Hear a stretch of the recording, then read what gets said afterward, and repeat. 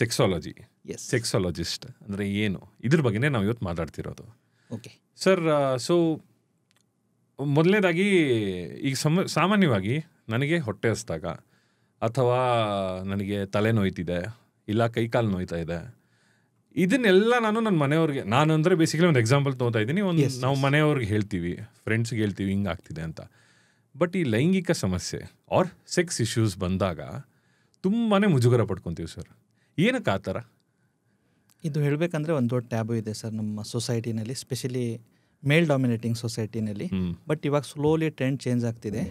ಮುಂಚೆ ಏನಂದರೆ sex related ಮಾತಾಡಬೇಕಂದ್ರೇ ಒಂದು ದೊಡ್ಡ ಮುಜುಗರ. ಇಟ್ ಈಸ್ ಲೈಕ್ ಒಂದು ಪ್ರೈವೇಟು ಅಥವಾ ಬೆಡ್ರೂಮ್ನಲ್ಲಿನೇ ಮಾತಾಡಬೇಕು, ಹೊರಗಡೆ ಮಾತಾಡಿದ್ರೆ ಅದು ಒಂದು ಪ್ರೆಸ್ಟೀಜ್ ಕ್ವೆಶನ್. ಏನಂದರೆ ಒಂದು ಗಂಡಸರಿಗೆ ಎಲ್ಲಕ್ಕಿಂತ ಮೆನ್ ಅಂದರೆ ಒಂದು ಸೆಕ್ಸ್, ಮ್ಯಾಸ್ಕ್ಯುಲಿನಿಟಿ ಅಂದರೆ ಅವನ ಪವರ್ ಏನಿದೆ, ಅವನ ಆಸ್ತಿ ಎಷ್ಟು ಇರ್ಬೋದು, ಬಟ್ ಇದರಲ್ಲಿ ಈ ವಿಷಯದಲ್ಲಿ ವೀಕ್ ಇಕ್ಬಿಟ್ರೆ ನಂದು ಸಮಾಜದಲ್ಲಿ ಅಥವಾ ಸೊಸೈಟಿನಲ್ಲಿ ನನ್ನ ಮರ್ಯಾದೆ ಇಲ್ಲ, ಆ ಥರ.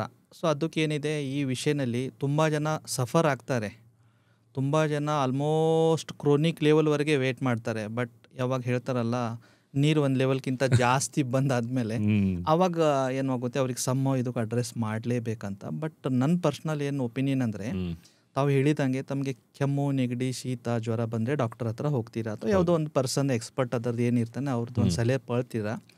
ವೆರಿ ಸೇಮ್ ಟೈಮ್ ಇದೂ ಏನಿದೆ ಒಂದು ಬಾಡಿದ ಮೆಡಿಕಲ್ ಕಂಡೀಷನ್. ಪ್ರತಿಯೊಂದು ಬಾಡಿನಲ್ಲಿ ಕಾಲಾಂತರವಾಗಿ ಏನಾಗುತ್ತೆ, ಯಾವುದೋ ಒಂದು ಕಾಯಿಲೆ ಬರ್ತಾನೆ ಇರುತ್ತೆ. ಮೇ ಬಿ ಇವತ್ತಿನ ನಮ್ಮ ಲೈಫ್ ಸ್ಟೈಲ್ ಇರ್ಬೋದು, ನಮ್ಮದು ವರ್ಕ್ ಲೋಡ್ ಇರ್ಬೋದು, ಸ್ಟ್ರೆಸ್ ಇರ್ಬೋದು. ಬಟ್ ಇದು ಏನಂದರೆ ಯಾವುದೋ ರೀತಿ ಮುಜುಗರ ಪಡೋದು ಅವಶ್ಯಕತೆ ಇಲ್ಲ. ತಮಗೆ ಯಾವುದೋ ಒಂದು ಸಿಂಪ್ಟಮ್ ಬರ್ತಾ ಇದೆ, ಅದಕ್ಕೆ ಏನಿದೆ ಒಂದು ಎಕ್ಸ್ಪರ್ಟ್ ಒಪಿನಿಯನು ಅಥವಾ ಒಂದು ಯಾರೋ ನೋನ್ ಸರ್ಕಲ್ನಲ್ಲಿ ಯಾವುದ್ರ ಬಗ್ಗೆ ಒಂದು ಮಾಸ್ಟರ್ ಇದ್ದಾರೆ ಅಂದರೆ ಅವ್ರ ಬಗ್ಗೆ ಈ ವಿಷಯ ಬಗ್ಗೆ ಚರ್ಚೆ ಮಾಡಬೇಕು. ಯಾಕಂದರೆ ಹೇಳ್ತಾರಲ್ಲ, ಚರ್ಚೆದಿಂದಾನೇ ಸಮಾಧಾನ ಸಿಗೋದು ಅಂತ. ನಿಜ. ಈಗ ಇದ್ರ ಬಗ್ಗೆ ಮಾತಾಡೋಣ. ನೀವು ಐ ಥಿಂಕ್ ಒಂದು ಒಳ್ಳೆ ಸಮರಿ ಕೊಟ್ರಿ ಏನೇನು ನಾವು ಮಾತಾಡ್ತೀರಿ ಈ ಪಾಡ್ಕಾಸ್ಟಲ್ಲಿ ಅಂತ. ಸರ್, ಒಳ್ಳೆ ಸೆಕ್ಸ್ ಲೈಫ್ ಡೆಫಿನೇಷನ್ ಏನು, technical terms are medical terms ಅಲ್ಲಿ? ಈಗ ಈ ಟಾಪಿಕ್ನ ನಾನು 2 ವೇನಲ್ಲಿ ಡಿವೈಡ್ ಮಾಡ್ತೀನಿ. ಒಂದು, ಸೆಕ್ಸ್ ಅಂದರೆ ಬರೀ ಒಂದು ಫಿಸಿಕಲ್ ಏನಿದೆಯಲ್ಲ, ಒಂದು ಸ್ತ್ರೀ ಅಥವಾ ಪುರುಷದ ಮಿಲನ್ ಅಷ್ಟೇ ಇಲ್ಲ. It is beyond.